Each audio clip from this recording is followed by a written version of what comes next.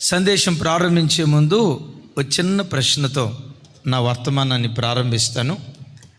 పరిశుద్ధ గ్రంథమైన బైబిల్లో కొన్ని వేల మంది భక్తుల చరిత్ర పరిశుద్ధ గ్రంథంలో లిఖించబడింది.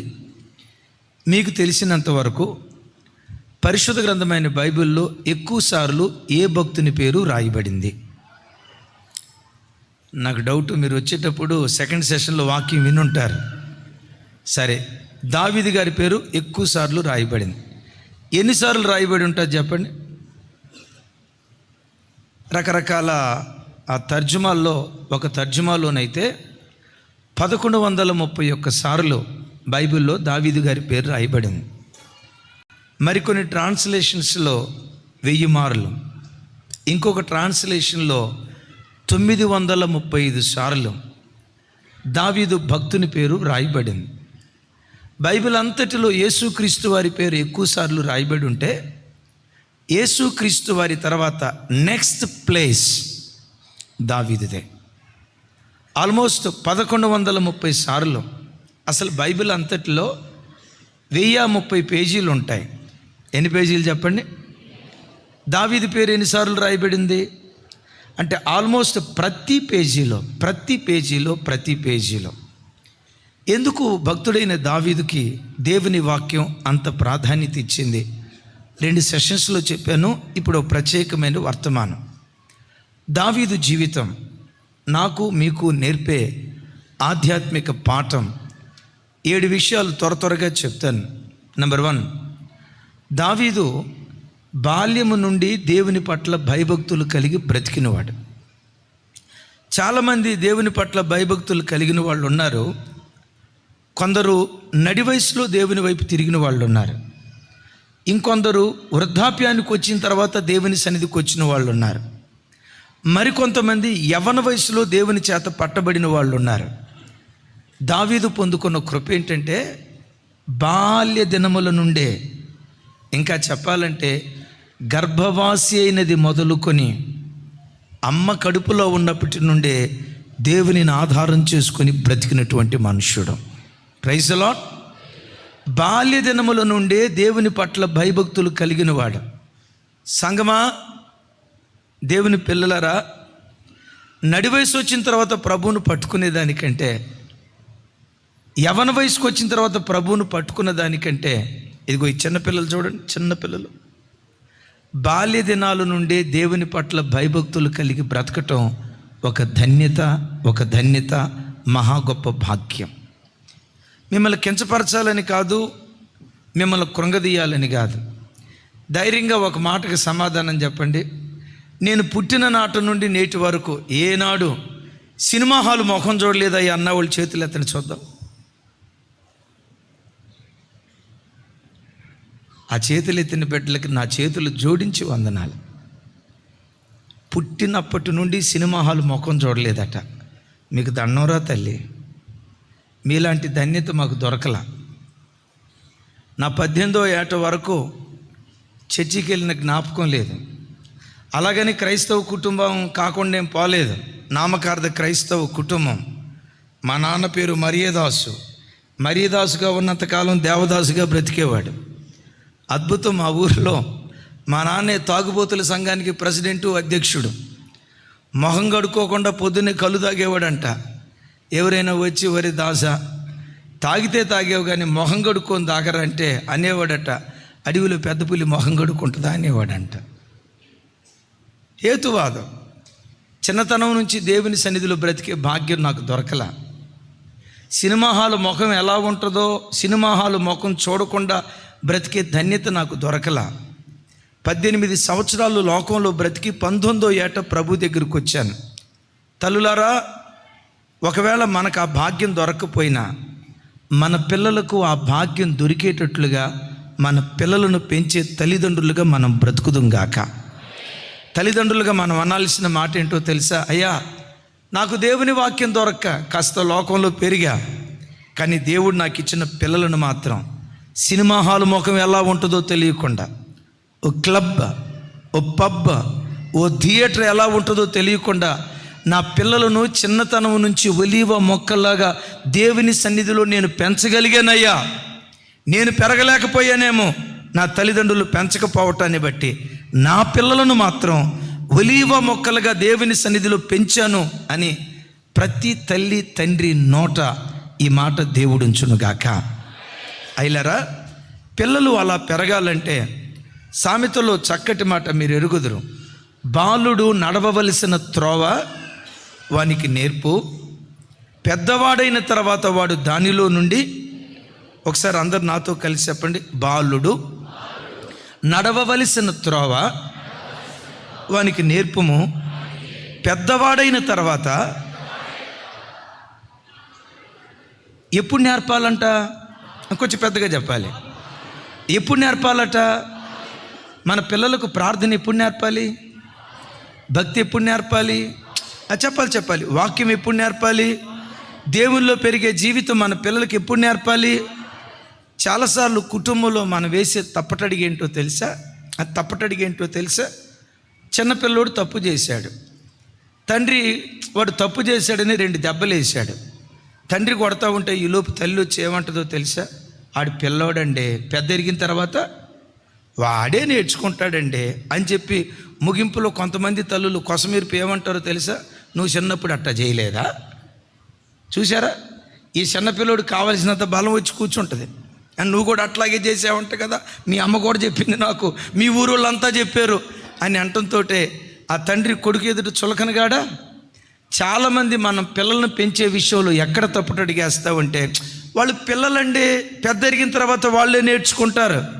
తెలుసా, మానసిక శాస్త్రవేత్తలు చెప్పే మాట, పిల్లలు 3 సంవత్సరాల వయసులోపు ఏది నేర్చుకుంటారో అదే వాడి వ్యక్తిత్వంగా రూపాంతరం చెందుతుందట. మానసిక శాస్త్రవేత్తలు చెప్పటం మాత్రమే కాదు, వాక్యం కూడా అంటుంది, బాలుడు, కొంచెం స్వరం ఎత్తాలి, బాలుడు ఎప్పుడు నేర్పాలి సార్? వాడు బాల్య దినాలలో ఉన్నప్పుడే. మిమ్మల్ని ఒక మాట అడుగుతాను, మన ప్రాంతాల్లో, మన భారతదేశంలో పొడుగ్గా ఉండే కూరగాయ చెప్పండి. దాని పేరులోనే ఉంది, పొడుగ్గా ఉండే కూరగాయ. పొట్లకాయని ఇంగ్లీష్లో ఏమంటారు? తమ్ముడా, హైదరాబాద్ వాళ్ళు మర్చిపోయినట్టున్నారు, కొంచెం చూపించింది. దాన్ని ఇంగ్లీష్లో ఏమంటారంటే స్నేక్ గార్డ్ అని అంటారు. ఎందుకు ఆ పేరు అంటారో చెప్పంటారా? పొట్లకాయ పిండిగా ఉన్నప్పుడే వ్యవసాయదారుడు ఏం చేస్తాడంటే, ఆ కింద దారం కట్టి దారం చివరన బరువు వేలాడదీస్తాడు. ఎందుకు బరువు వేలాడదీస్తాడంటే, పిండిగా ఉన్నప్పుడు జాగ్రత్త తీసుకోకపోతే నేను చెప్తా ఆగుతాముడా. అదిగో చూడండి, పాము ఎన్ని మెలికలు తిరుగుతుందో పొట్లకాయ కూడా అంత మెలికలు తిరుగుతుంది. పొట్లకాయ అంత మెలికలు తిరగకుండా ఉండునట్లుగా, ఏది పాములాగా మెలికలు తిరగకుండా ఉండునట్లుగా రైతు ఏం చేస్తాడంటే, పిందిగా ఉన్నప్పుడే జాగ్రత్త తీసుకొని ఆ పిందిగా ఉన్నప్పుడే చివరి దారం కట్టి బరువు వేలాడదీస్తాడు. తల్లిదండ్రులారా, నా వైపు చూడండి. దేవుడు మీకు ఇచ్చిన పిల్లలను చిన్న వయసు నుండి వాళ్ళ మీద శ్రద్ధ పెట్టి, వారు నడవవలసిన త్రోవ బాల్య దినాల నుండే మనం వాళ్లకు నేర్పితే, పెద్దవారైన తర్వాత వాళ్ళు త్రోవ తప్పకుండా ఉంటారు. గట్టిగా చెప్దాం ఆమేన్. నాకు తెలిసిన నా సమీప బంధువు ఒక ఆయన ఉన్నాడు. ఆయన బ్యాంకులో పెద్ద ఆఫీసర్. ఆ రోజుల్లోనే పీజీ చదివి, ఇది 85 ఆ టైంలో పీజీ చదివి బ్యాంకులో పెద్ద ఆఫీసర్. నేను అప్పుడు హైదరాబాద్లో ఇంజనీరింగ్ చదువుకుంటా ఉన్నాను. అప్పుడప్పుడు ఆయన నా దగ్గరకు వచ్చేవాడు. నన్ను చూసి అనేవాడు, రే ఏం పిచ్చోడురా, ఇప్పుడు చర్చికి వెళ్తే ఎట్లరా, ఇప్పుడు బాప్తిస్మం తీసుకుంటే ఎట్టారా, యవ్వన వయసులో ఎంజాయ్ చేయాలి, ఏ వయసులో అనుభవించాల్సింది ఆ వయసులో అనుభవించాలి, ఇప్పుడు ఎందుకురా చర్చికి వెళ్తున్నావు, మా పిల్లలు ఉన్నారు చూసారా అని వాళ్ళ పిల్లల గురించి చెప్తా ఒక మాట అన్నాడు. మా పిల్లలిద్దరికీ ఎంత గ్రాస్పింగ్ పవర్ అంటే అంత గ్రాస్పింగ్ పవర్ రా. వాళ్ళ గ్రాస్పింగ్ పవర్ చూస్తే వీళ్ళు పెద్దోళ్ళు అయిన తర్వాత ఐన్స్టీన్కి అన్నలు అవుతారేమో అన్నట్టు నాకు అనిపిస్తుంది. అంత మెమరీ పవర్ ఉందరా అన్నాడు. ఏం మెమరీ పవర్ ఉంది మావయ్య అన్న. ఆయన అంటాడు, మా పెద్దోడు ఉన్నాడే, టీవీలో అట్లా సినిమా పాట ఒక్కసారి అన్నాడంటే ఇట్టా బట్టేస్తాడు, విద్యాధర్రావు గారి లాగా పాడతాడు. ఒక్కసారి వింటే చాలు అట్టా బట్టేస్తాడు. రెండో వాడు ఉన్నాడు చూసారా, వాడికి ఎంత గ్రాస్పింగ్ పవర్ అంటే ఆ సినిమాలో యాక్టర్ ఎట్లా డ్యాన్స్ చేశాడో మా వాడు ఒక్కసారి చూశాడంటే యాజ్ ఇట్ ఈజ్గా అట్లా డ్యాన్స్ చేస్తాడు. అబ్బాబ్బాబ్బాబ్బాబ్బా, వాళ్ళకి ఎంత గ్రాస్పింగ్ పవర్ అంటే అంత గ్రాస్పింగ్ పవర్ అన్నాడు. నేను అన్నా, మాయా పిల్లల్ని సినిమాల దగ్గర పెంచకూడదు, టీవీల దగ్గర పెంచకూడదు, సినిమా పాటల దగ్గర పెంచకూడదు. ఒలీవ మొక్కలాగా దేవుని సన్నిధిలో మన పిల్లలను పెంచే తల్లిదండ్రులుగా బ్రతకాలి. లోకంలో అందరూ టీవీల దగ్గర పెంచుతారు, సినిమాల దగ్గర పెంచుతారు. అయినా దీన్ని చూసి గ్రాస్పింగ్ పవర్ అంటే ఏంటి? నేను ఇది గ్రాస్పింగ్ పవర్ అనుకోను, లోకాకర్షణ, జాగ్రత్త మావయ్య అన్న. నా వైపు చూసి అన్నాడు, ఊరుకోరా తెలివి మాలినోడా, లోకంలో బ్రతుకుతున్న తర్వాత ఎంతో కొంత లోక జ్ఞానం కూడా ఉండాలా, మరి ఇట్లా బ్రతకొద్దురా అన్నాడు. దినాలు అట్లా గడిచినాయి. వాళ్ళిద్దరు ట్విన్స్ ఒకేసారి 10వ తరగతి రాశారు, రిజల్ట్స్ వచ్చినాయి. ఆయనే ఫోన్ చేసి అన్నాడు, మా వాళ్ళ కొరకు ప్రార్థన చేయరా. ఒక్కొక్కడు 3 సబ్జెక్టుల్లో తప్పాడు, నా పరువు పోయింది, తెలుగులో కూడా తప్పారు అయ్యా వాళ్ళు అన్నాడు. నేను అన్నా, గ్రాస్పింగ్ పవర్ ఏమైపోయింది మావయ్య?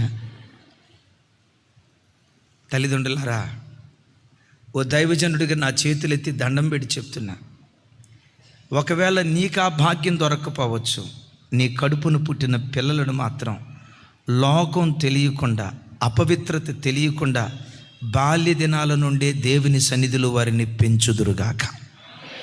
దావీదు జీవితం నేర్పే మొట్టమొదటి పాఠం, బాల్య దినముల నుండే దేవుని సన్నిధిలో భయభక్తులు కలిగినవాడు. రెండవది, దావీదు జీవితం మనకు నేర్పే స్ఫూర్తిదాయకమైన రెండవ పాఠం ఏంటో తెలుసా? నా చేతిలో ఉన్నదానితోనే దేవుడు నన్ను ఆశీర్వదిస్తాడు, నా చేతిలో ఉన్నదానితోనే దేవుడు నా పట్ల అద్భుతం చేస్తాడు. ఇది దావీదు విశ్వాసం. ఎలా చెప్తారన్నా మీరు? గొలియాతు మీద యుద్ధానికి వెళ్ళేటప్పుడు సౌలు అంటాడు, నా కత్తి తీసుకొని వెళ్ళు, నా డాలు తీసుకొని వెళ్ళు, నా ఖడ్గం తీసుకొని వెళ్ళు, నా సామాగ్రి తీసుకొని వెళ్ళు అంటే దావీదు అంటాడు, ఇవి నాకు వాడుకలో లేదు. సరే, ఈ వాడుకలో లేకపోతే దేంతో నువ్వు యుద్ధానికి వెళ్తావు? నాకు ఒడిసెలతో రాయి గురి చూసి కొట్టడం నాకు అలవాటు, రాయి తీసుకొని వెళ్తాను, కర్ర తీసుకొని వెళ్తాను, ఒడిసెలు తీసుకొని వెళ్తానంటే, ఒరే బాబు ఇది యుద్ధం చేయాలంటే యుద్ధ సామాగ్రి చెప్పండి. యుద్ధానికి వాడే సామాగ్రి ఏది? కత్తి, డాలు, చూపించే కదా.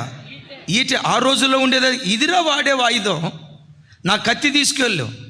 దావీదు అంటాడు, నేను ఆరాధించే నా దేవుడు నా చేతిలో ఉన్న దానితోనే నాకు విజయాన్ని దయచేస్తాడు. నాకు లేని దాన్ని బట్టి నేను కలవరపడను, ఎవరిదో అరువు తెచ్చుకోను, ఎవరిదో నేను అద్దెకు తెచ్చుకోను. నేను నమ్మిన నా దేవుడు నా చేతిలో ఉన్న దానితోనే చిత్ర విచిత్రాలు దేవుడు జరిగిస్తాడు. క్రైస్తవ జనమా, ఒకసారి మీరు ఆలోచించండి.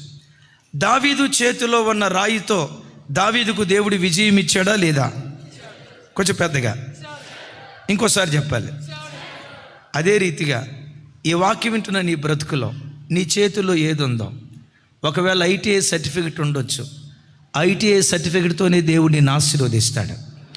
ఒకవేళ చేతి పని చేసుకుంటూ నువ్వు బ్రతకొచ్చు, వెల్డర్గా బ్రతకొచ్చు, టాపీ మేస్త్రిగా బ్రతకొచ్చు, టైపిస్ట్గా నువ్వు బ్రతకొచ్చు, ఇంజనీర్గా బ్రతకొచ్చు. నీ చేతిలో ఏ చదువు ఉందో నాకు తెలీదు, నీ చేతిలో ఏ ఉద్యోగం ఉందో నాకు తెలీదు. ఖచ్చితంగా ఒక మాట చెప్తాను, నీ చేతిలో ఉన్నదానితోనే నిన్ను ఆశీర్వదించడానికి దేవుడు శక్తి కలిగినటువంటి వాడై ఉన్నాడు. ఇశ్రాయేలు ప్రజలను విమోచించడానికి మోషే చేతిలో ఉన్న చేతి కర్రతో దేవుడు అద్భుతం చేయలేదా? ఎస్, చెప్పండి. మోషే చేతిలో ఉన్న చేతి కర్రతో దేవుడు అద్భుతం చేయలేదా? 1000 మంది ఫిలిష్తీయులను హతమార్చడానికి దావీదు చేతిలో ఉన్న గాడిద ఎముకతో దేవుడు అద్భుతం చేయలేదా? కరువు కాలములో ఆ పేద విధవరాల్ని పోషించడానికి ఆ ఇంటిలో ఉన్న కొంచెం నూనెతో దేవుడు అద్భుతం చేయలేదా? 5000 మంది పురుషుల ఆకలి తీర్చడానికి ఆ చిన్నవాడి చేతిలో ఉన్న, కొంచెం పెద్దగా చెప్పాలి సార్, 5 రొట్టెలు 2 చిన్ని చేపలతో దేవుడు అద్భుతం చేయలేదా? నీవు ఆరాధించే దేవుడు. తమ్ముడా, నీ చేతిలో ఏదుందో, నీవే స్థలంలో బ్రతుకుతున్నావో, ఏ వ్యాపారం చేస్తున్నావో, ఏ చదువు చదివేవో, ఏ ఉద్యోగం చేస్తూ జీవిస్తున్నావో, నీకు లేని ఉద్యోగాన్ని బట్టి నువ్వు కృంగిపోవద్దు. వాళ్ళకంత మంచి ఉద్యోగం ఉంది, నాకు లేదే. వాళ్ళంత పెద్ద చదువు చదువుకున్నారు, నేను చదువుకోలేదే. వాళ్ళ వ్యాపారం అంత పెద్దది, నా వ్యాపారం చిన్నదే అని నీ చేతిలో ఉన్నదాన్ని బట్టి ఎన్నడూ కృంగిపోకు. నీ చేతిలో ఉన్నది చిన్నదైనా నీ హృదయంలో ఉన్నవాడు గొప్పవాడు, నీ హృదయంలో ఉన్నవాడు శక్తివంతుడు. నీ చేతిలో ఉన్న దానితోనే దేవుడు అద్భుతం చేస్తాడు. అవునో కాదో ఈ మాట చాలాసార్లు చెప్పాను. నాకు ఈ మాట చెప్పటం బహు సంతోషం.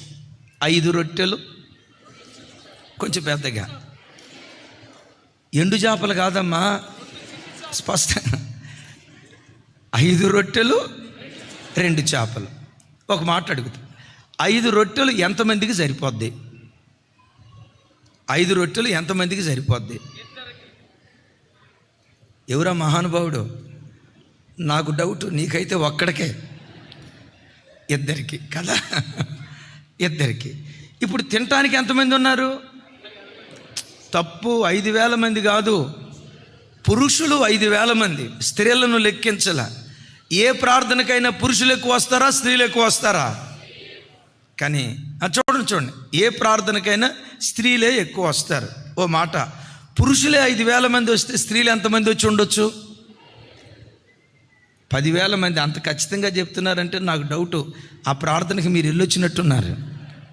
సరే, 10,000 మంది, 5,000 మంది పురుషులు, 10,000 మంది స్త్రీలు. మరి వీళ్ళు వస్తే పిల్లలు ఈ బ్యాచ్ రాకుండా ఉంటారా? ఇప్పుడు చెప్పండి, పిల్లలు ఎంతమంది వచ్చి ఉండొచ్చు? 5,000? కాదు కాదు కాదు. బైబిల్లో యాకోబుకు మొత్తం ఎంతమంది పిల్లలమ్మా? 12 మంది కాదయ్యా, 13. మన దేశంలో లాగా ఇశ్రాయేలు దేశంలో ఒకరు ముద్దు, 2 హద్దు, 3 వద్దే వద్దు. ఇది ఆ దేశంలో లేదు. యాకోబు ఒక్కడికి 13 మంది పిల్లలు.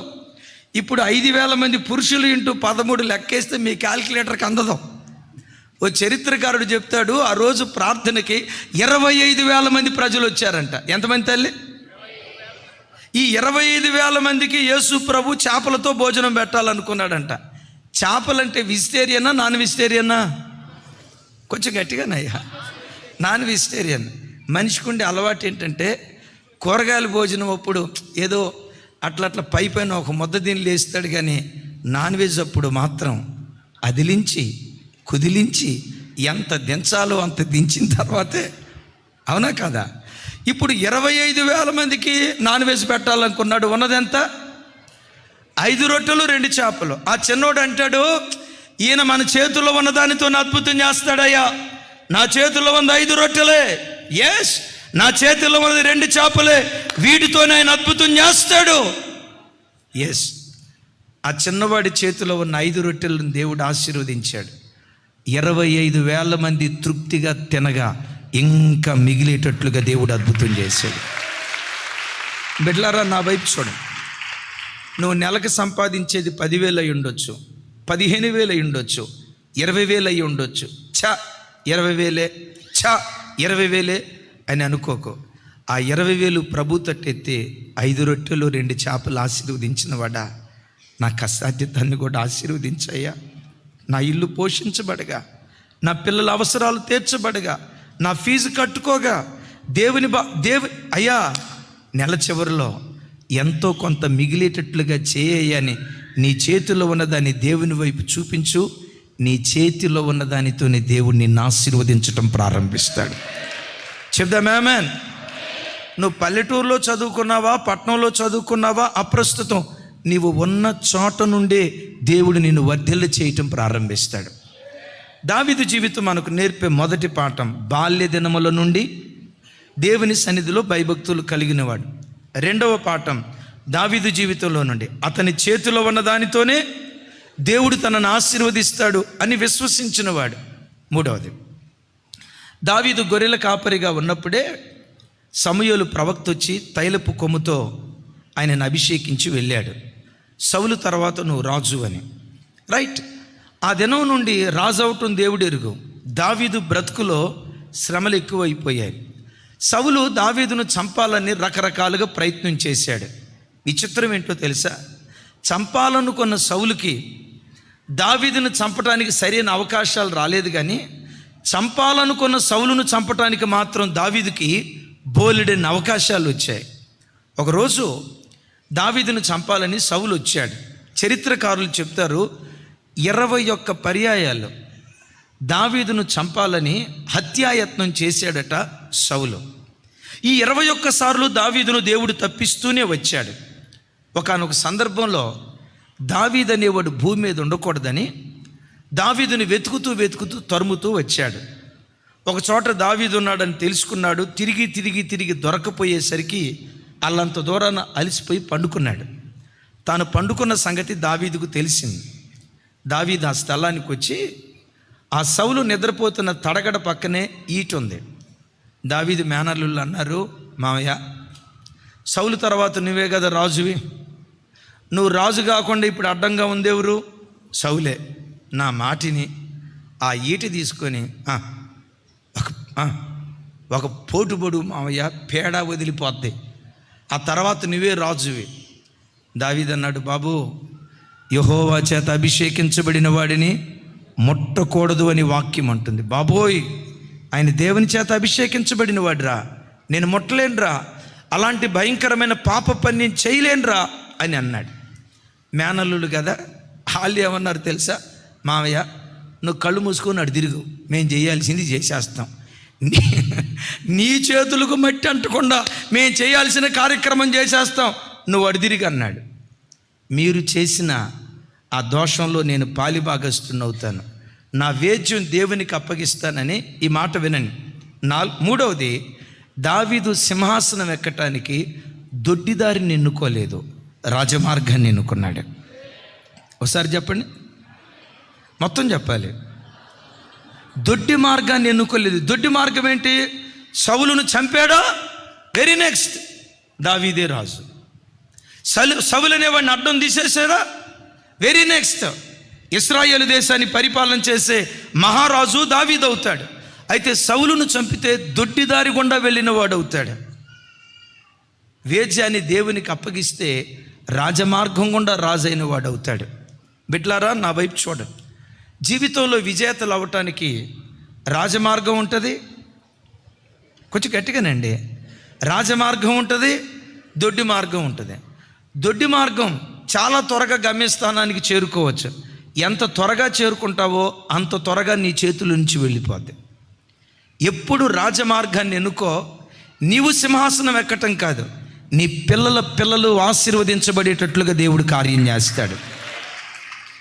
ఇదే దినాల్లో మార్చిలో ఓ తల్లి నా దగ్గరకు వచ్చింది. బాలానగర్ ప్రాంతానికి వెళ్ళినప్పుడు ఒక తల్లి వచ్చింది, అయ్యగారు మా ఓడి కొరకు గట్టిగా ప్రార్థన చేయండి, రేపు మార్చి నెలలో వచ్చే వారం నుంచి ఎగ్జామ్స్ ప్రారంభం కాబోతున్నాయి, మీరు ఒక విషయం గట్టిగా ప్రార్థన చేయండి. అమ్మ దేని కొరకు ప్రార్థన చేయమంటారు? పాస్ అయ్యేటట్లు చేస్తానమ్మా. పాస్ అయ్యేటట్టు చేయండి అయ్యా, దాంతోపాటు మా ఓడి సిటీలు తీసుకెళ్తున్నాడు, ఇన్విజిలేటర్ పట్టుకోకుండా ఉండేటట్లు మీరు గట్టిగా ప్రార్థన చేయండి.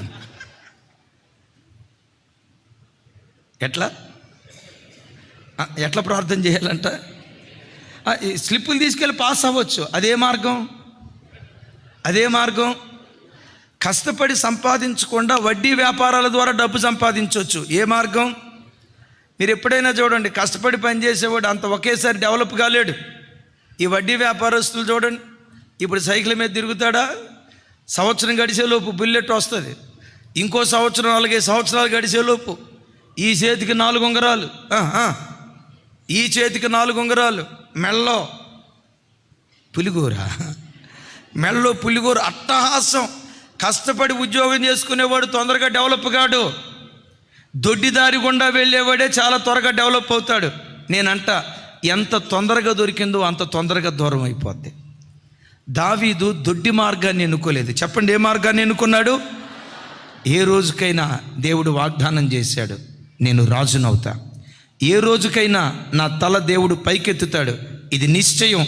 ఏ రోజుకైనా దేవుడు నెరవేరుస్తాడని వాక్యాన్ని ముందు పెట్టుకొని, నీ వాక్యము నా పాదములకు దీపము, అది నా త్రోవకు వెలుగై ఉన్నదని దావీదు రాజమార్గాన్ని ఎన్నుకున్నట్లుగా లేఖనాల్లో చూస్తూ ఉన్నాం. క్రైస్తవ జనమా, ఒక్కసారి నా వైపు చూడండి. యేసుక్రీస్తు రక్తముతో కడగబడిన నీవు ఎప్పటికైనా రాజువే. నీవు నీ పిల్లలు నీ పిల్లల పిల్లలు యేసు నామం పేరిట ఏ నాటికైనా దేవుడు మిమ్మల్ని తలమానికగా నిలవబెడతాడు. నీ ప్రార్థన వ్యర్థం కాదు, నీ కన్నీరు వ్యర్థం కాదు, నీ ఉపవాసం వ్యర్థం కాదు. దేవుడు దేవుడు దేవుడని దేవుని సన్నిధిలో పరిగెత్తుకుంటూ వస్తున్నావే, నేనంట నిజదేవుడిని నమ్ముకున్నా. నిన్ను దేవుడు దీవించకపోతే ఇంకెవరిని దేవుడు దీవిస్తాడు? నీ తల పైకెత్తకపోతే ఇంకెవరి తల దేవుడు పైకెత్తుతాడు? నిన్ను తలగా నియమించకపోతే లోకంలో ఇంకెవరిని తలగా నియమిస్తాడు? ఏ నాటికైనా నువ్వు తలగానే ఉంటావు. ఎందుకో చెప్పమంటారా? ఆయన నామ ఘనత కొరకు. చెప్పండి, దేని కొరకు? ఆయన వేలుపులలో మహోన్నతుడని ఎలా రుజువుపరుచుకుంటాడు? ఆయన ఘనుడైన దేవుడని ఎలా రుజువుపరుచుకుంటాడు? ఆయన మహిమ కలిగిన దేవుడని, తనను ఆశ్రయించిన ప్రజల జీవితాల్లో పరాక్రమ కార్యాలు చేయగలిగిన దేవుడని ఎలా రుజువుపరుచుకుంటారు? నిన్ను తలమానికగా నిలవబెట్టుట ద్వారా ఆయన మహిమను బయలుపరుచుకుంటాడు. అయితే నువ్వు అనుకున్న వెంటనే జరగదు. ప్రతి దానికి ఒక సమయాన్ని దేవుడు నిర్ణయించాడు. ఆమేన్ చెప్పండి కొంచెం గట్టిగా. ఏం చెప్పాను? విత్తటానికి ఒక కాలాన్ని నిర్ణయించాడు, కొయ్యటానికి ఒక కాలాన్ని నిర్ణయించాడు, దున్నటానికి ప్రతి దానికి ఒక కాలాన్ని నిర్ణయించాడు. కాలం నిర్ణయించిన దాని ప్రకారం చేయకుండా మనం అడావుడి పడ్డాం అనుకోండి. నేను చాలాసార్లు చెప్తాను, కోడి గుడ్లు పెట్టింది. ఆ గుడ్డుల్లో నుంచి పిల్లలు బయటకు రావాలంటే ఎన్ని రోజుల కాల వ్యవధి ఉంది? 21 రోజు. 21 రోజుల కాల వ్యవధి. జస్ట్ నువ్వు అలా వెయిట్ చేస్తే చాలు, లోపటి నుంచే పిల్ల తన్నుకొని బయటకు వస్తుంది. నీ ప్రయత్నం లేకుండానే లోపటి నుంచి పిల్ల తన్నుకుంటా బయటకు వస్తుంది. నీకు హడావుడి అయిపోయి 21 రోజు ఎవరుంటారా, నాకు తొందర అర్జెంటుగా కావాలని 14వ రోజే గుడ్డు దగ్గరికి వెళ్ళి గుడ్డును చూసి యేసు నామంలో గుడ్డు లోపటున్న పెద్దగా చెప్పాలి, యేసు నామంలో గుడ్డు లోపటున్న పిల్ల నువ్వు బయటికి రావాలి, నజరేయుడైన యేసు నామంలో ఇప్పుడే జరుగునుగాక అని రాకపోయేసరికి 15వ రోజు కోడిగుడ్డు పగలగొట్టావనుకో, ఆ కోడిగుడ్డు ఆమ్లెట్కి కూడా పనికిరాదు. దేవుడు ఒక కాలాన్ని నిర్ణయించాడు. ఇప్పుడు మీ పిల్లలు పుట్టారు. పిల్లలు ఒక భార్యాభర్తలకు వివాహమైన 15 సంవత్సరాల తర్వాత పిల్లలు పుట్టారు అనుకోండి. కోటీశ్వరు అబ్బా లేక 15 సంవత్సరాల తర్వాత పిల్లలు పుట్టారని పుట్టిన పిల్లోడికి వెంటనే మొదటి రోజే చికెన్ బిర్యానీ తినిపిస్తారా తినిపించరా? చెప్పండి. మటన్ బిర్యానీ తినిపిస్తారా లేదా? ఏం తమ్ముడా తినిపిరా? ఎందుకు? ప్రేమ లేదా? ప్రేమ ఉందా లేదా? తండ్రి సంపాదించిన ఆస్తి అంతా ఎవరికి ఇస్తాడు? పిల్లలకే కదా. ఎంత ప్రేమ ఉన్న 6 నెలల పాటు తల్లిపాలు త్రాగుతూ, 6 నెలల తర్వాత సెర్లాక్, సంవత్సరం తర్వాత పీసులు కైమా చిన్నవి, ఆ తర్వాత కదా. ఇదే ఒకేసారి ఎందుకు పెట్టలా? ప్రతి దానికి ఒక కాలం. దేవుడు ఎప్పుడు నువ్వు తొందరపడినట్లుగా ఆయన తొందరపడ్డు. కానీ ఖచ్చితంగా ఒక మాట చెప్తాను, ఏ రోజుకైనా నీవు నీ పిల్లలు రాజులుగా దేవుని చేత ఊరేగించబడతారు. ఏ రోజుకైనా మీ తల దేవుడు. ఎందుకో తెలుసా? మనమేదో గొప్పవాళ్ళమని చాటి చెప్పుకోవటానికి కాదు, ఆయన నామ ఘనత కొరకు. వేలుపులలో ఆయన మహోన్నతుడని చాటి చెప్పుకోవటానికి, ఆయన ఘనత కొరకు ఏ రోజుకైనా నీ తల నా దేవుడు పైకెత్తునుగాక. దావీదు దొడ్డి మార్గాన్ని ఎన్నుకున్నాడా, రాజమార్గాన్ని ఎన్నుకున్నాడా?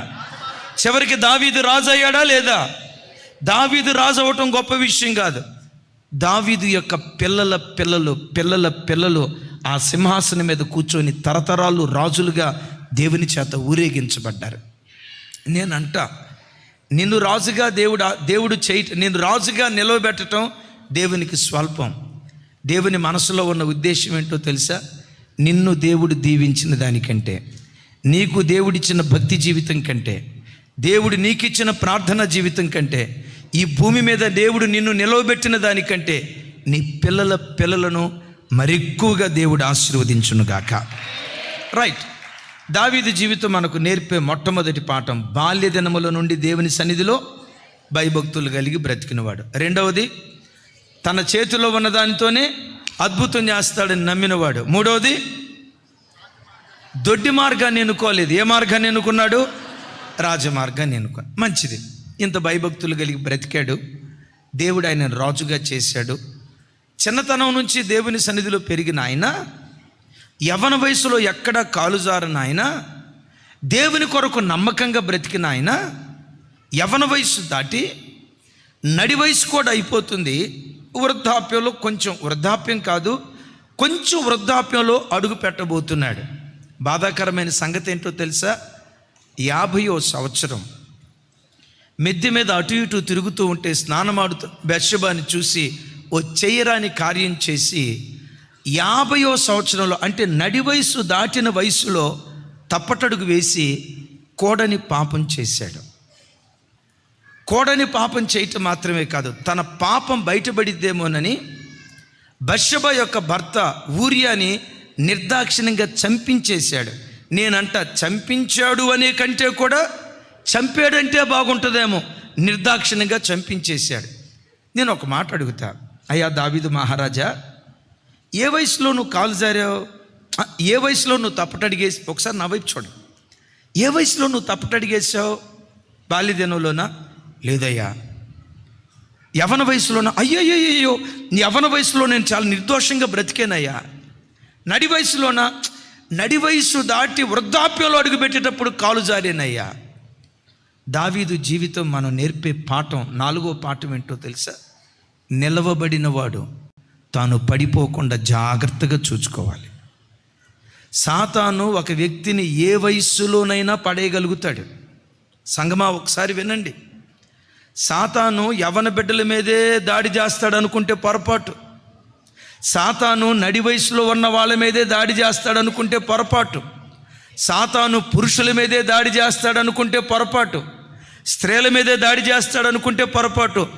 ఏ వయసులో ఉన్న వారి మీదైనా, నేనంట చనిపోయే ఆఖరి క్షణం వరకు వాడు నిన్ను శోధిస్తాడు. ప్రాణం విడిచే ఆఖరి క్షణం వరకు ఎక్కడ దొరుకుతావా, ఎలా నిన్ను పడగొట్టాలా, ఎలా నిన్ను పాపంలో పడేయాలా, దేవునికి ఎలా నిన్ను దూరం చేయాలనని నువ్వు చనిపోయే ఆఖరి క్షణం వరకు వాడు నేను పడగొట్టాలని ప్రయత్నం చేస్తాడు.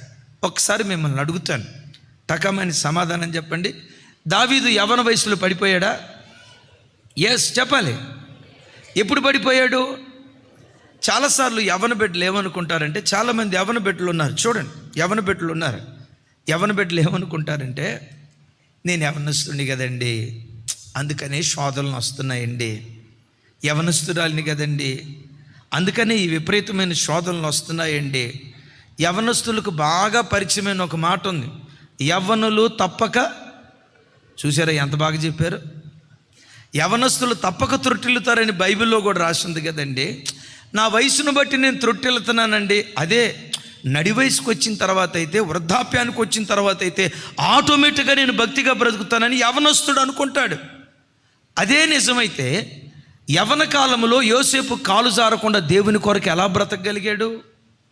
అదే నిజమైతే వయస్సుతో పాటు ఒక వ్యక్తికి భక్తి వస్తే వృద్ధాప్యంలో దావీదు ఎందుకు దారి తప్పాడు?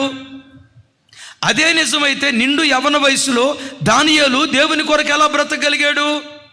అదే నిజమైతే వృద్ధాప్యానికి వచ్చిన తర్వాత సొలొమోను ఎందుకు దారి తప్పాడు? నేను మీతో చెప్పే మాట ఏంటో తెలుసా? దేవుని కొరకు బ్రతకాలనే కసి మంట నీ గుండెల్లో ఉండాలి, కానీ ఏ వయసులోనైనా దేవుని కొరకు నువ్వు బ్రతకగలుగుతావు. ఇది ఖచ్చితం. నా మాట విన్నారు కదండి? నీ గుండెల్లో నా ప్రభు కొరకు నేను బ్రతకాలి. ఈ నామకార్థ జీవితం నేను జీవించకూడదు. ఇటు అటు ఊగిసలాడే జీవితం జీవించకూడదు. ఒక అడుగు లోపం వైపు వేసి మరొక అడుగు దేవుని వైపు వేసి ఈ నులివెచ్చని జీవితం నేను జీవించకూడదు. బ్రతికిన కాలమంతా నా యేసు కొరకు నికార్సైన భక్తి జీవితం నేను జీవించాలి. ఆ కసి, ఆ మంట, ఆ తపన నిజంగా నీ గుండెల్లో ఉంటే ఏ వయసులోనైనా నువ్వు దేవుని కొరకు బ్రతకగలవు. చెప్తాం గట్టిగా ఆమేన్. గతంలో చెప్పాను, వినటానికి కాస్త ఇబ్బంది ఉన్నా మానవ జీవితం ఎంత నగ్న సత్యమో అద్దం పట్టే ఒక మాట. మన చర్చి కన్స్ట్రక్షన్ జరుగుతుంది. ఆ నెల ₹1,00,00,000 నేను కట్టాల్సి ఉంది. ఎలా చాలా టెన్షన్ పడతా ఉన్నాను. సెకండ్ సండే అందరూ వైట్ డ్రెస్ వేసుకొని మందిరానికి వస్తున్నారు. ఓ 75 సంవత్సరాల పెద్ద ఆయన ఫుల్ వైట్ డ్రెస్ వేసుకొని, ఆయన హెయిర్ కూడా బాగా వైట్ అయిపోయింది. ఈ ముఖద్వారం గుండా, గ్రౌండ్ ఫ్లోర్లో ముఖద్వారం గుండా మందిరం లోపలికి వస్తూ ఉంటే ఆయన చూడటంతో నాకు ఎలా అనిపించిందో తెలుసా? సాక్షాత్తు దేవదూతే మందిరంలో అడుగు పెడుతుందంత ఫీలింగ్ నాకు వచ్చింది. ఆ తెల్లటి వస్త్రాలు, ఆ తల వెంట్రుకలు తెల్లగా ఉండటం, దేవదూతే వస్తున్నాడు అన్నట్లు అనిపించింది. ప్రార్థన అంతా అయిపోయిన తర్వాత నా దగ్గర ప్రార్థన చేయించుకోవటానికి వచ్చాడు. నేను ఆ నాయన్ని అడిగి నన్ను ప్రార్థన చేయమంటే నేను అన్నా, నాయన నీ కొరకు నేను ప్రార్థన చేస్తా, నా కొరకు కూడా నువ్వు ఒక విషయం ప్రార్థన చేయాలి నాయన అన్నాను. నేను దేని కొరకు ప్రార్థన చేయాలయ్యా అన్నాడు.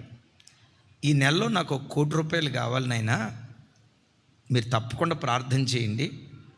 నా నమ్మకం ఏంటంటే మీరు ప్రార్థన చేస్తే తప్పకుండా దేవుడు వింటాడు, నాకు ఆ నమ్మకం ఉంది. మీరు ప్రార్థన చేస్తే తప్పకుండా వింటాడు నాయన, ప్రార్థన చేయండి అన్న. ఆయన నా వైపు చూసి నవ్వుతా, నేను ప్రార్థన చేస్తే తప్పకుండా వింటాడనే నమ్మకం అసలు మీకెందుకు కలిగింది అయ్యా అన్నాడు. నేను అన్నా, నిండు వృద్ధాప్యం కదా నాయన, నిండు వృద్ధాప్యం కదా, ఈ వయసులో పాపం చేయటానికి అవకాశం ఉండదు కదా, శరీరంలో ఉన్న కోరికలన్నీ చచ్చిపోయి ఉంటాయి కదా, పవిత్రమైన పెదవులతో మీరు చేసే ప్రార్థన తప్పకుండా దేవుడు వింటాడు. నీతిమంతుల ప్రార్థన దేవుడు వింటాడని వాక్యంలో రాసింది కదా. ఇంత నిండు వృద్ధాప్యం వచ్చింది నాయన, మీరు ప్రార్థన చేస్తే తప్పకుండా దేవుడు వింటాడు, మీలో ఏ పాపం లేదు కదా అన్నాను. ఆయన నా వైపు చూసి నా భుజం మీద చేయి పెట్టి నన్ను దగ్గరకు లాక్కొని గుండెలు బ్రద్దలు చేసే ఒక మాట అన్నాడు. అయ్యలారా వినండి, గుండెలు బ్రద్దలు చేసే ఒక మాట అన్నాడు. ఏమన్నాడు తెలుసా? బాబు, వృద్ధాప్యం వచ్చింది శరీరానికి కానీ మనసుకు కాదు కదా అన్నాడు.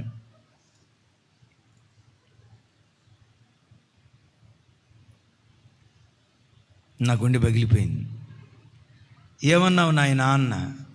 నా వైపు చూసి అంటాడు, నేను అన్నది కరెక్టే, నువ్వు విన్నది కరెక్టే నాయన, నువ్వేం టెన్షన్ పడకు, వృద్ధాప్యం వచ్చింది శరీరానికి కానీ మనసుకు కాదు కదా అన్నాడు. నాకు అర్థం కాక, నాయన ఏమంటున్నావు అన్నా. ఆయన చెప్పిన మాట ఏంటో తెలుసా? బాబు, వృద్ధాప్యం వచ్చిన తర్వాత మీకు అర్థమైద్ది, చచ్చే ఆఖరి క్షణం వరకు కూడా సాతానుగాడు ఆలోచనల ద్వారా శోధిస్తాడు. ఏ వయసులో ఉన్నవారినైనా వాడు శోధిస్తాడు. శరీరంతో తప్పు చేయకపోవచ్చయ్యా, మనస్సులో.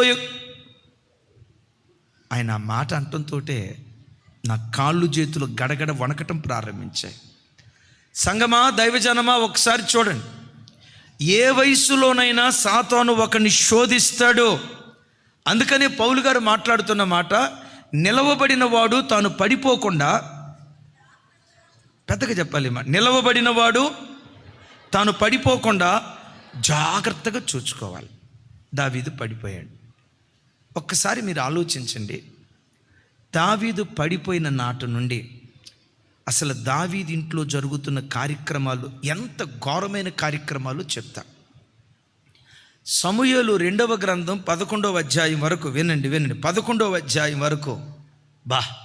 బ్రతుకంటే దావీదురా. దేవుడు ఒక వ్యక్తిని ఆశీర్వదిస్తే ఎలా ఆశీర్వదించాలరా, నిలవబడితే దావీదులాగా నిలవబడాలరా, బ్రతుకంటే దావీదురా అని ప్రజలందరూ కోరుకునే జీవితం దావీదు జీవితం. 2వ సమూయేలు గ్రంథం 11వ అధ్యాయం వరకు. 12వ అధ్యాయం 13వ అధ్యాయానికి వచ్చేసరికి ఇటు వివరాలు అంతగా చెప్పలేను. గుండెలు పిండే బాధాకరమైన సంగతి. చాచా, దావీదు జీవితంలో ఎంత నీచమైన కార్యక్రమాలు జరిగాయేంటి, దావీదింట్లో ఎలాంటి ఘోరమైన కార్యక్రమాలు జరిగాయేంటి, వాక్యం తెలిసిన ప్రతి బిడ్డ రొమ్ము కొట్టుకుంటూ ఏడ్చే అతి దారుణమైన సంభవాలు దావీదు కుటుంబంలో జరిగాయి. కుమార్తె జుట్టు విరబోసుకొని వచ్చింది. అమ్మా, ఏంటమ్మా జుట్టు విరబోసుకొని వచ్చావు, ఏం జరిగింది తామారు? నాన్న, నన్ను ఒకడు పాడు చేశాడు నాన్న. నేను రాజునై ఉండగా నా కుమార్తె మీద ఒకడు చేయేసి రాజు కుమార్తెను పాడు చేశాడా? ఎవడు వాడు? వాడి పేరేంటో చెప్పు, వాడిని భూమి మీద లేకుండా చేస్తాను. కుమార్తె తలదించింది. వాడు ఎవడో కాదు నాన్న, నీ కడుపును పుట్టిన నీ జ్యేష్ఠ కుమారుడు అమ్నోను ఉన్నాడే, నీ జ్యేష్ఠ కుమారుడే నన్ను పాడు చేసాడు నాన్న అంది. అక్కడ రాయబడిన ఒక విచిత్రమైన మాట ఏంటంటే, దావీదు మిగుల కోపపడి మౌనం అయిపోయాడని రాశాను. ఒకసారి ఈ మాట చెప్పండి. దావీదు మిగుల కోపపడి ఊరకుండెను. కోపం వస్తే ఏం చేస్తారు సార్ మీరు? ఒక మాట ఏమండి, సిస్టర్ మీద కోపం వచ్చింది అనుకోండి, ఏం చేస్తారు? కొడతారా? ఇదే అమెరికాలో అయితే పోలీస్ స్టేషన్లు వేస్తారు నాయన. అట్లాంటి పని చేయకండి. కోపం వస్తే ఏదో ఒకటి యాక్షన్ ఉంటుంది కదా. ఇంత కోపం వచ్చి బైబిల్ ఏమని రాసిందో తెలుసా? అమ్నోనును పిలిచినట్లుగా కానీ, రే బుద్ధి లేనోడు అమ్నోను, నువ్వు చేసిన పని ఏంట్రా? తామారు అవుతుంది, ఏమవుతుంది నీకు? అక్రమస్తుడా బుద్ధి అని కనీసం దండించలేదు, మందలించలేదు, హెచ్చరించలేదు. మౌనం అయిపోయాడట. ఎందుకు మౌనం అయిపోయాడో చెప్పమంటారా? ఒకవేళ అమ్నోనునే గనక పిలిచి, రే బుద్ధి లేనోడా నువ్వు చేసిన పని ఏంట్రా అని అమ్నోన్నే గనక మందలించుంటే అమ్నోన్ ఏమని ఉండేవాడో తెలుసా? నానా, నేను తామారుతో చేసింది తప్పైతే నువ్వు ఊరియా భార్య బర్షబాతో చేసింది ఒప్పా? అది ఒప్పైతే ఇది కూడా ఒప్పే, అది తప్పైతే ఇది కూడా తప్పే. ఒకవేళ నన్ను శిక్షించాలనుకుంటే నన్ను శిక్షించక మునిపే నిన్ను నీవు శిక్షించుకో అని అంటాడని దావీదు తప్పు దావీదు నోటికి తాళం వేసింది. అమలారా నా వైపు చూడండి, ఐలారా నా వైపు చూడండి. ఒక మంచి తండ్రిగా నువ్వు బ్రతికితేనే నీ పిల్లల్ని దండించగలుగుతావు. దారి తప్పినప్పుడు పిల్లల్ని హెచ్చరించగలుగుతావు. ఓ మంచి తల్లిగా నువ్వు బ్రతికితేనే నీ పిల్లలు ఎక్కడైనా అక్రమస్తులుగా బ్రతుకుతూ ఉంటే వాళ్ళను సరిదిద్దగలుగుతావు. ఓ త్రాగుబోతు తండ్రి పిల్లలను తాగొద్దని మందలించగలుగుతాడా?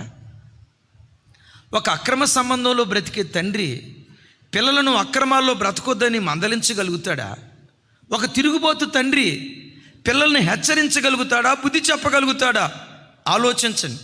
ఒక తండ్రిగా నువ్వు దారి తప్పితే, దారి తప్పిన నీ నడత నీ పిల్లలు తప్పు చేసినప్పుడు దిద్దుబాటు చేయలేకుండా నీ తప్పే నీ నోటికి తాళం వేస్తుంది. జాగ్రత్త. వినారు ఈ మాట? ఆ తర్వాత అమ్నోను ఒక విందుకు వెళ్తే అబ్షాలోము అమ్నోను చంపేశాడు.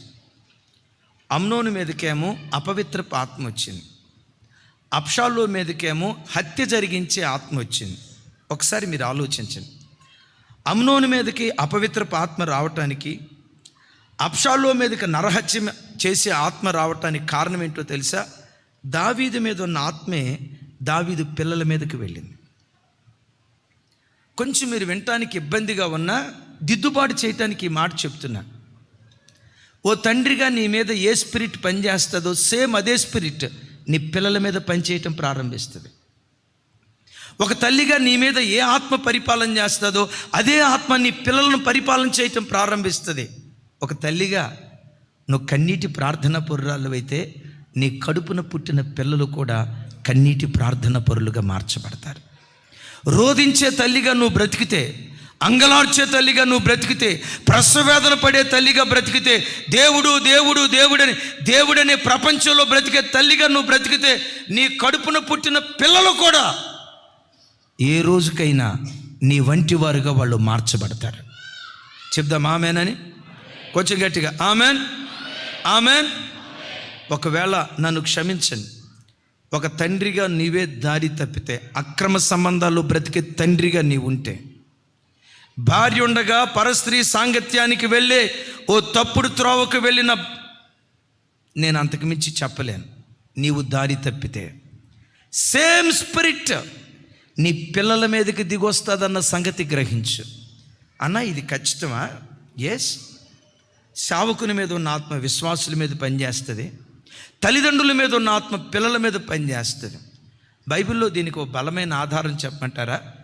అపోస్తులైన పౌలు వారు తిమోతి కొత్తను రాస్తూ, నా వైపు చూసి నాతో కలిసి చెప్పండి. తిమోతి, నీ యందు నిష్కపటమైన విశ్వాసం ఉన్నదని నేను ఎరుగుదును. ఈ నిష్కపటమైన విశ్వాసం మొదట నీ అవ్వయైన లోయలోనూ, అటు పిమ్మట నీ తల్లి అయిన యునికేలోనూ ఉన్నదన్న సంగతి నేను ఎరుగుదును. ఇప్పుడు పెద్దగా, ఇప్పుడు నీయందు సహా నివసిస్తుందని నేను ఎరుగుదును అంటాడు. ఏమంటాడు చెప్పండి? ఏమి నివసిస్తూ ఉంది? నిష్కపటమైన విశ్వాసం.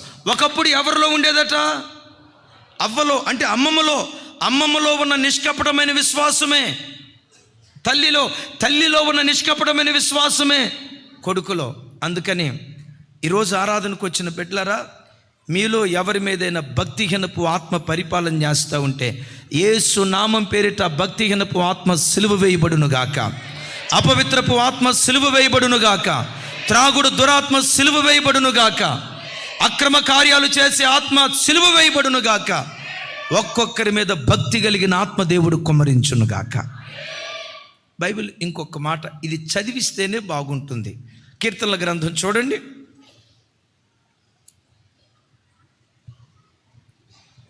కీర్తనల గ్రంథం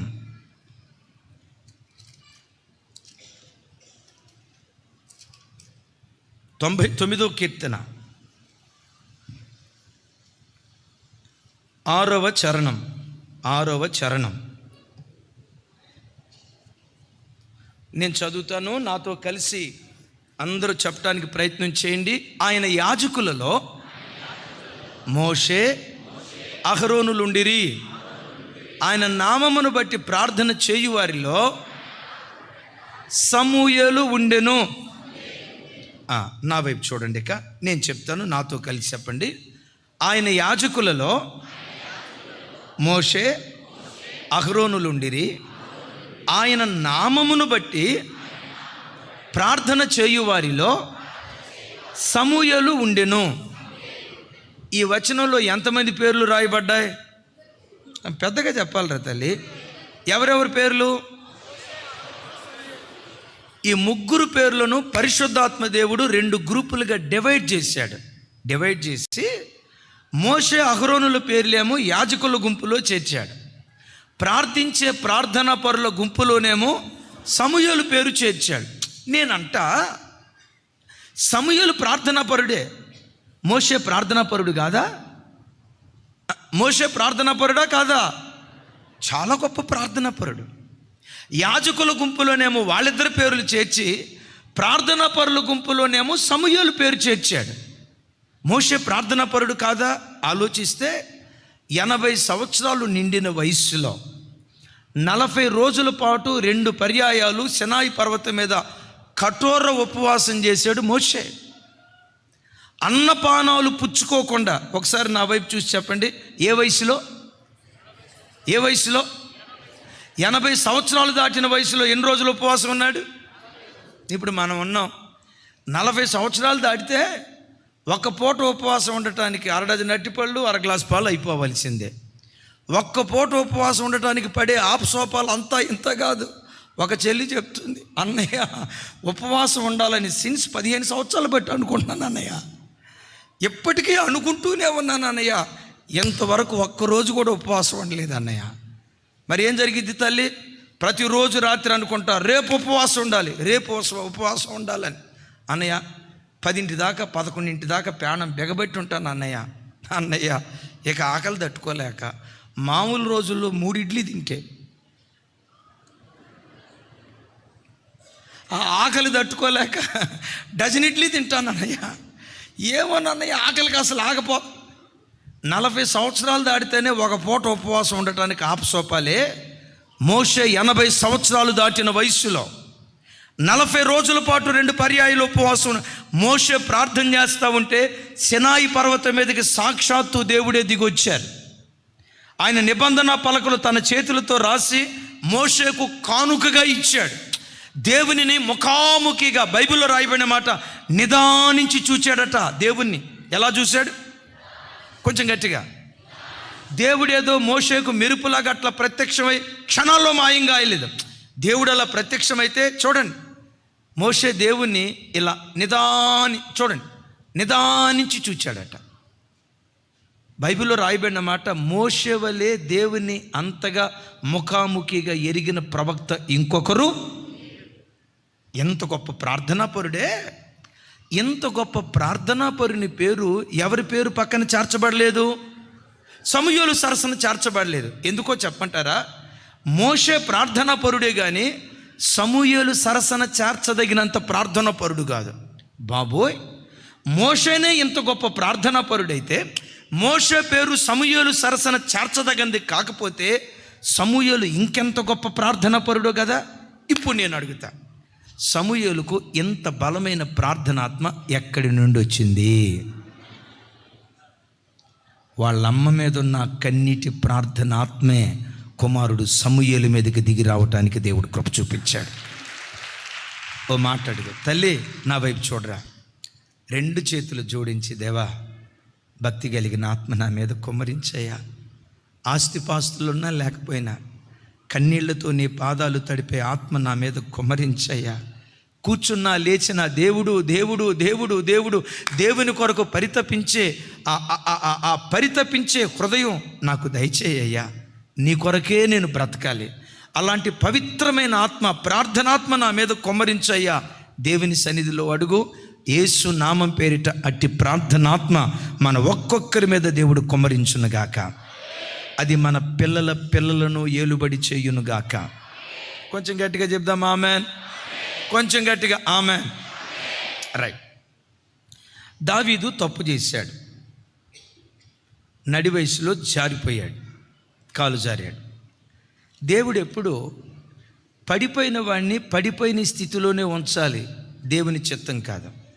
పడిన వాడిని పైకెత్తాలి, ఇదే దేవుని మనస్సు. దూరమైపోయిన వాడిని తన దగ్గరికి తెచ్చుకోవాలి, ఇదే దేవుని మనస్సు. వీడు పడిపోయాడు, ఇక వీడు పడిపోయిన వాడు పడిపోయిన స్థితిలోనే ఉండాలి అనేది కాదు దేవుని ఆలోచన. దేవుని ఆరాటం ఎప్పుడూ కూడా తప్పిపోయిన గొర్రెల్ని దేవుడు వెతుకుతూ ఉంటాడు. ఒకసారి చెప్పండి, ఏ గొర్రెల్ని? 99 గొర్రెలు తన దగ్గరే ఉన్నాయి. తప్పిపోయిన గొర్రెలన్నీ 1 గొర్రె. 99 గొర్రెలను విడిచిపెట్టి ఏ గొర్రె దగ్గరికి వెళ్ళాడట? తప్పిపోయిన గొర్రె దగ్గరికే వెళ్ళాడు. దావీదు తప్పిపోయిన సంగతి దేవుడు ఎరిగి దావీదు దగ్గరికి నాతానును పంపించాడు. ఎవరిని పంపించాడు చెప్పండి? నాతానును పంపించి, దావీదా నువ్వు చేసిన పని ఏంటయ్యా?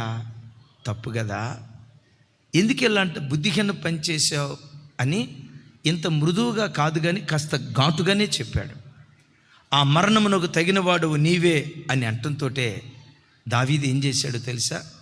అక్కడికక్కడే కుప్పలాగా కూలి, పాపం చేసిన వాడను నేనే, అపరాధం చేసిన వాడను నేనే అని దేవుని సన్నిధిలో పశ్చాత్తాపడి వెక్కి వెక్కి వెక్కి వెక్కి ఏడ్చి తన పాపాన్ని ఒప్పుకొని, ఆ ఒక్కసారి తప్ప దావీదు తన బ్రతుకులో ఇంకెప్పుడు ఎన్నడూ పొరపాటును తప్పు చేయలేదు. విన్నారా ఈ మాట? మరి అన్నడూ తన బ్రతుకులో తప్పు చేయలేదు. తన పశ్చాత్తాపాన్ని ఒప్పుకుంటూ ఒప్పుకుంటూ 51వ కీర్తన రాస్తాడు.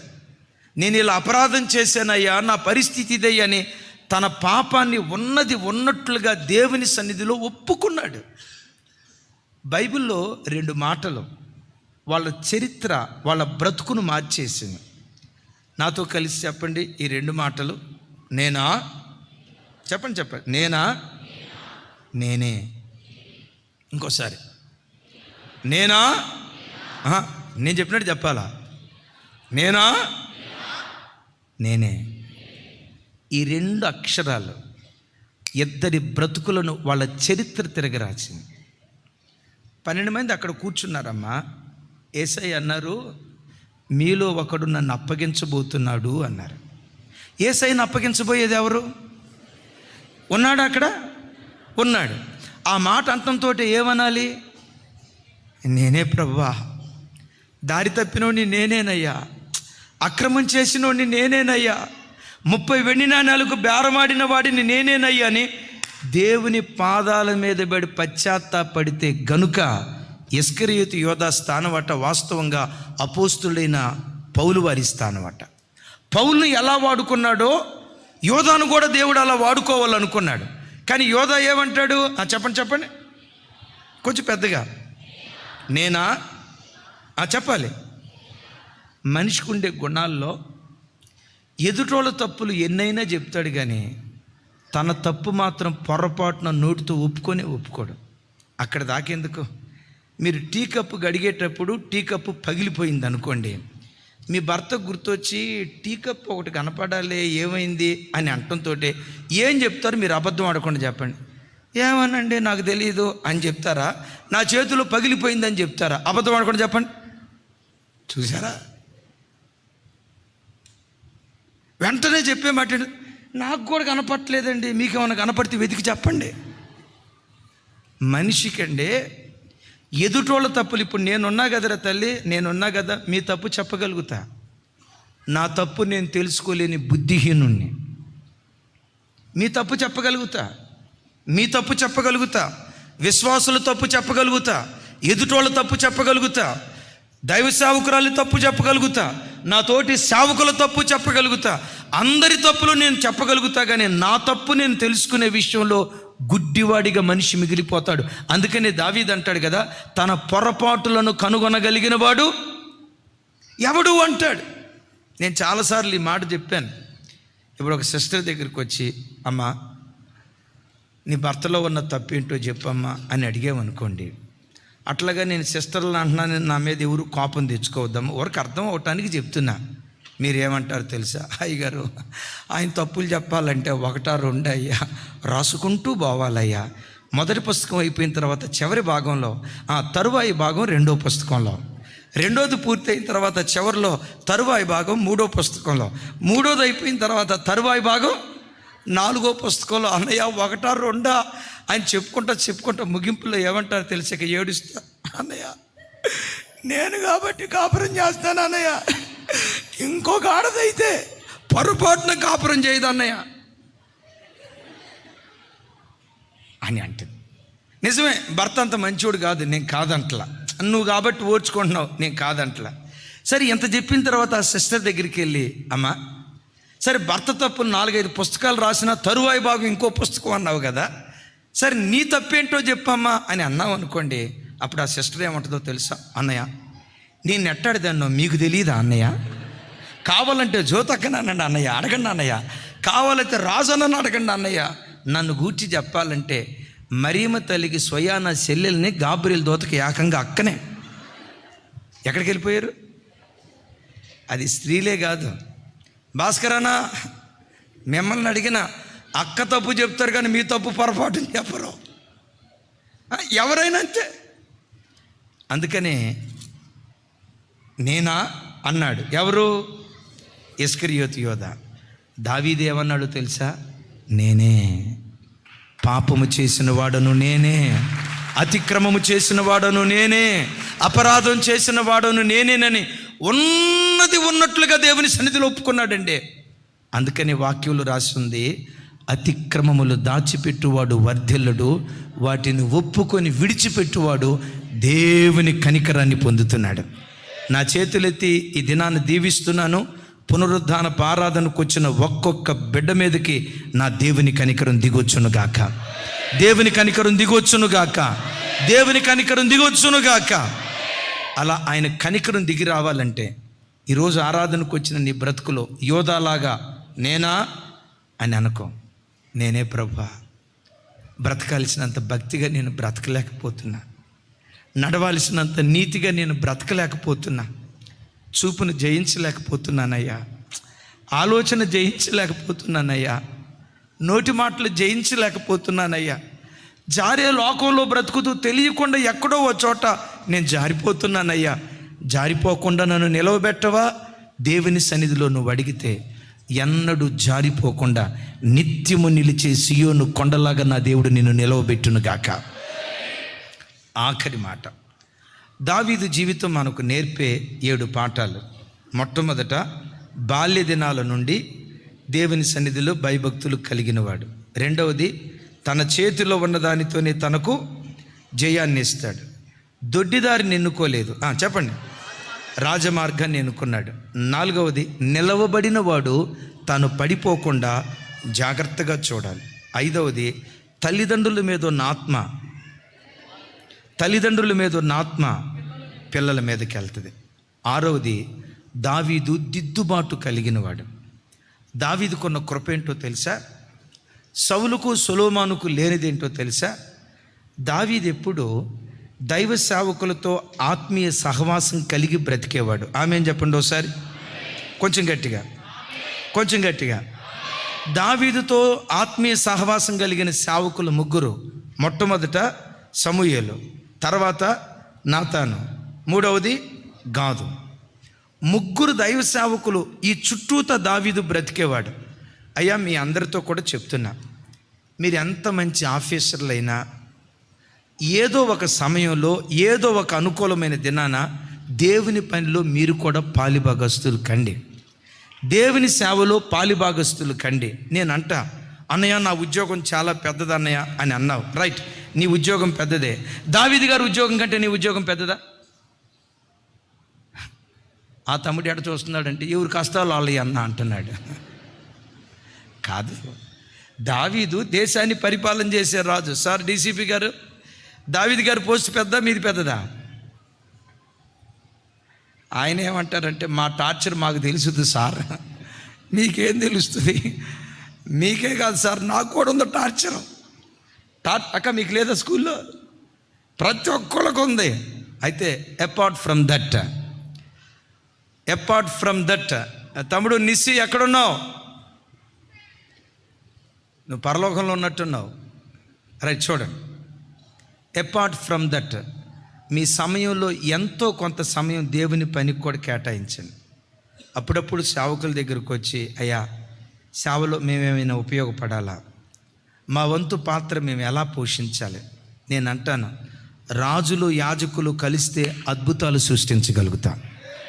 మీ సేవ మీరు చేయండి సార్, మా ఉద్యోగం మేము చేసుకుంటాం. కాదు, రాజులు యాజకులు కలిస్తే అద్భుతాలు సృష్టించడానికి దేవుడు కృప చూపిస్తాడు. మేము యాజకులు, మీరు ఏమంత డౌట్గా ఉన్నారు? మీరు రాజులు యాజకులు కలిసి దేవుని పని చేయాలి. గమనించండి, సౌలు కాలంలో గొప్ప సేవకుడు ఉన్నాడు, సమూయేలు. ఎందుకో ఆ దైవ సేవకుడికి దూరంగా ఉన్నాడు. సొలొమోను కాలంలో సేవకులు ఉన్నారు కానీ వినియోగించుకోలేదు. ఇంకొక మాట, ఏలియా ఉన్నాడు. ఎవరి కాలంలో ఆయన ప్రవక్తగా ఉన్నాడు? ఆ కాలంలో రాజు ఎవరు? ఆహాబు ఏలియాని ఏమని పిలిచేవాడు? ఇప్పుడు పాస్టర్ గారు కనపడ్డారు అనుకోండి, మీరు కనపడటంతో ఏమంటారు? అయ్యగారు ప్రైజ్ లాడ్ అంటారు. అంటారా అనరా? అయ్యగారు వందనాలు అంటారా అనరా? అన్నా ప్రైజ్ లాడ్ అంటారా అనరా? లేకపోతే పాస్టర్ గారు ప్రైజ్ లాడ్ అంటారా అనరా? బ్రదర్ ప్రైజ్ లాడ్ విద్యాధర్ గారు అనరా మీరు?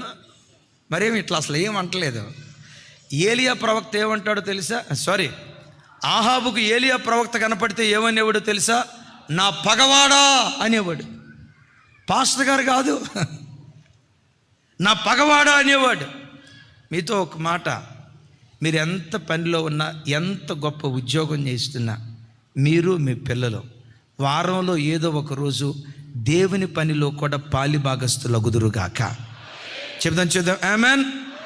అలాంటి సేవకుడు తనకు దొరికాడు కాబట్టి దావీదు తన బ్రతుకును దిద్దుబాటు చేసుకున్నాడు. ఎంత దిద్దుబాటు చేసుకున్నాడో, సేవకుని దావీదు ఎంత ప్రేమించేవాడో ఒక్క మాట మీకు అర్థమయ్యేటట్టు చెప్పి ఇక ఆఖరి విషయానికి వెళ్తాను. దినవృత్తాంతాల మొదటి గ్రంథం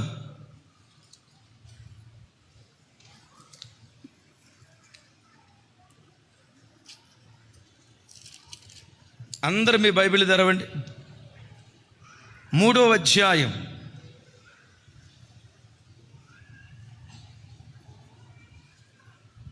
5వ వచనం. 3:5.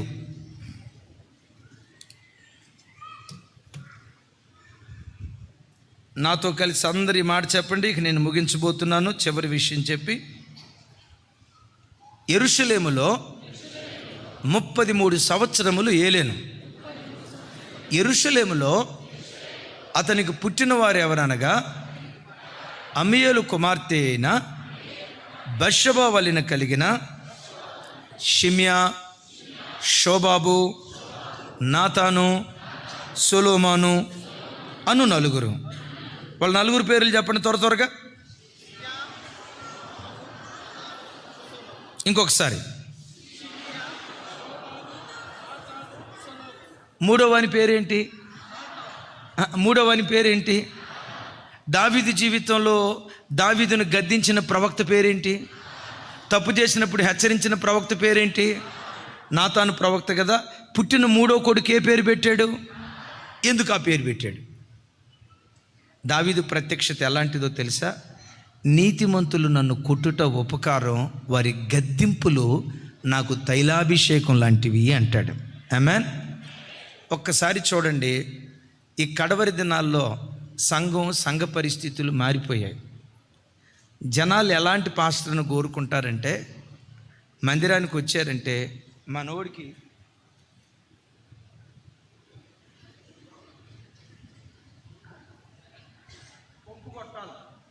మనోడిని చూడటంతో రాజాతి రాజా, రాజగంభీర, రాజమార్తాండ అని పొగిడే పాస్టర్ను కోరుకుంటారు.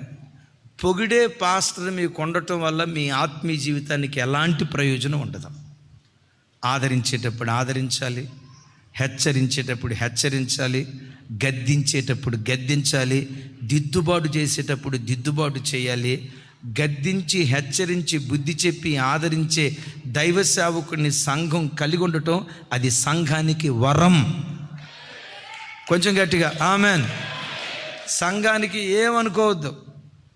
సంఘానికి సేవకులకు ఉండాల్సిన బంధం ఒక మాట చెప్తా. పౌలు గారు కొరింథీ సంఘానికి వస్తూ ఉత్తరం రాస్తూ ఏమంటాడో తెలుసా? కొరింథీ సంఘమా, ఈసారి నేను మీ దగ్గరకు వచ్చేటప్పుడు బెత్తం తీసుకొని వస్తాను అన్నాడు. పాస్టర్ గారి చేతిలో బైబిల్ ఉంటుందా, బెత్తం ఉంటుందా? అక్క తెలీదా మాట? ఏం తీసుకొని వస్తానన్నాడు? ఏం అట్లా చెప్తున్నారు? పెద్దగా చెప్పండి. ఏం తీసుకొని వస్తానన్నాడు? పాస్టర్ గారి చేతిలో బైబిల్ ఉంటుందా, బెత్తం ఉంటుందా? మరి పాస్టర్ గారి చేతిలో ఏముంది అంటే, ఆ సంఘం ఎంత గొప్పదో తెలుసా? తప్పు చేస్తే బెత్తం తీసుకొని కొట్టే అంత స్వేచ్ఛ, స్వతంత్రం దైవ సేవకుడికి ఇచ్చి, కొట్టే అంత స్వతంత్రం సేవకుడికి ఇవ్వటం దేవుడు ఎరుగు. ఈ కాలంలో పిల్లల తల్లిదండ్రులకే ఇట్లా అంత దూరం దాకేందుకు మన ఈ మధ్య మీరు చదివి ఉంటారు, అర్ధరాత్రి వరకు ఫోన్లో మాట్లాడొద్దని మందలించిన తల్లి అవమానం తట్టుకోలేక ఉరేసుకొని చచ్చిపోయిన కూతురు. తల్లి ఏమందంట? ఒరే అర్ధరాత్రి దాకా మాట్లాడొద్దని తల్లి మందలించిందట. తల్లి మందలిస్తే అది అవమానంగా, తల్లిదండ్రులు మందలించటమే అవమానంగా ఎంచే ఈ తరవలో సేవకుడు గద్దిస్తే ఊరుకుంటారా? అక్క ఉతికి ఆరబెడతారా? సంఘానికి సేవకులకు విశ్వాసులకు ఉండాల్సిన బంధం, అయ్యా మమ్మను పెండ్లి కుమార్తెగా దేవుని రాకడకు మేము సిద్ధపడేటట్లుగా హెచ్చరిస్తూ, గద్దిస్తూ, బుద్ధి చెప్తూ, సకల విధములైన జ్ఞానంతో మాకు వాక్యాన్ని బోధించి మమ్మల్ని సరిచేయి అని కోరుకోవాలి ప్రతి విశ్వాసి.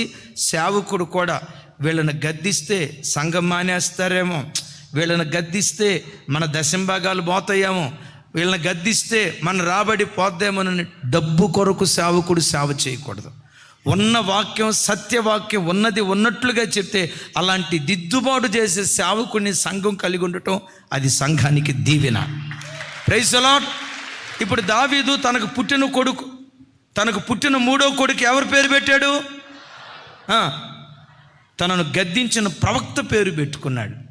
ఆ దిద్దుబాటే దావీదు దీపం ఆరిపోకుండా దేదీప్యమానమైన జ్యోతిగా ప్రకాశించేటట్లు కృప చూపించాడు. దావీదు జీవితంలో నుంచి ఆఖరి పాఠం ఏంటో తెలుసా? దావీదు ఆరంభం కంటే ముగింపు మరి మహిమకరంగా ముగించబడింది. ఒకసారి నాతో కలిసి మాట చెప్పండి. దావీదు ఆరంభం కంటే ముగింపు మరి మహిమకరంగా ముగించబడింది. బైబిల్లో ఎంతోమంది భక్తులు ఉన్నారండి. ఆరంభం ఘనం, ముగింపు ఘోరం. ఆరంభం ఘనం. సొలొమోను ఆరంభం ఘనం, ముగింపు వృద్ధాప్యం వచ్చిన తర్వాత ఘోరంగా ముగించబడ్డాడు.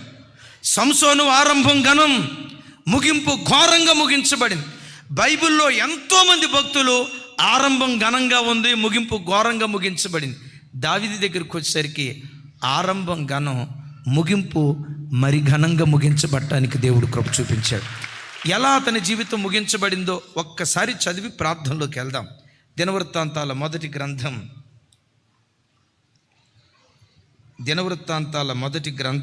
29వ అధ్యాయం 28, 29 వచనాలు.